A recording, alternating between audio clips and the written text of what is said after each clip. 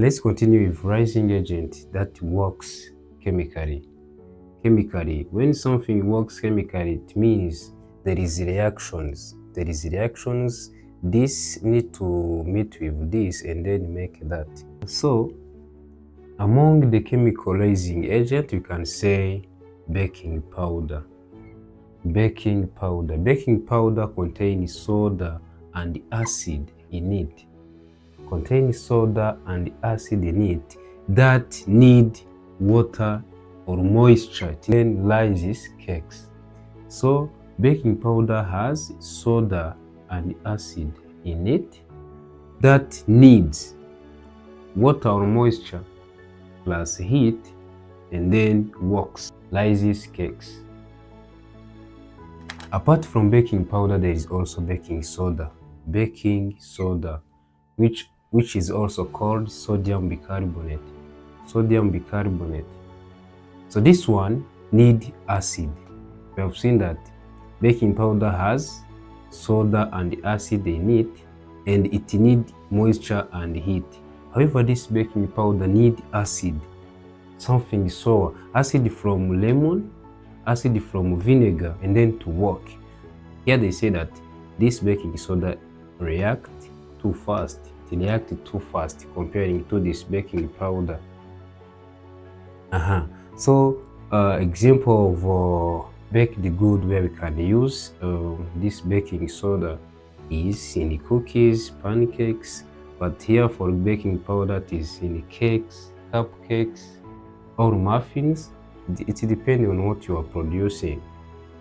So we go continue with the leavening agents that works physically. When we say physically, means it involves physical effort. It involves physical effort to create this kind of leavening agent. So it works physical or mechanical by whipping. You can make it by whipping. You can make it by whisking as well as beating. All makes this air that are trapped is trapped in a batter, in a cake batter, so that it can rise a batter. So for example of baked goods where we use this air is in sponge cake. Traditional sponge cake use air. It doesn't need this baking powder, baking soda. It's just released by air. There is also souffle. It is a souffle. I'm not good at French, but this everyone can lead this souffle. So there is also a steam. Apart from air, there is also a steam. Steam. Here they say that moisture in dough turns to. So when the moisture content or water content in the dough meet a heat, it is steam, and then rises a baked good. Like some products that use steam are a puff pastry or choux pastry. These are some of baked goods that use steam.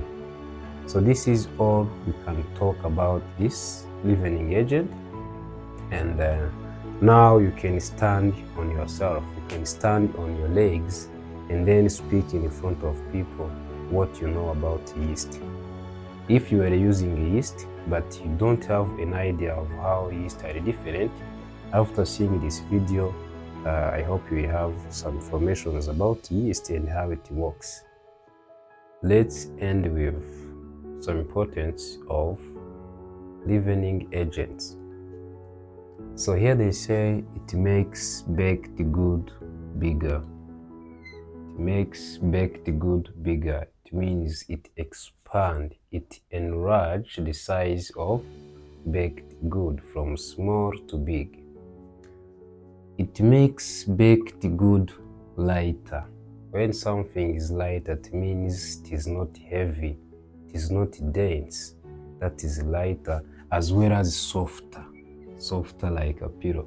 It has softer texture. So it also improves texture.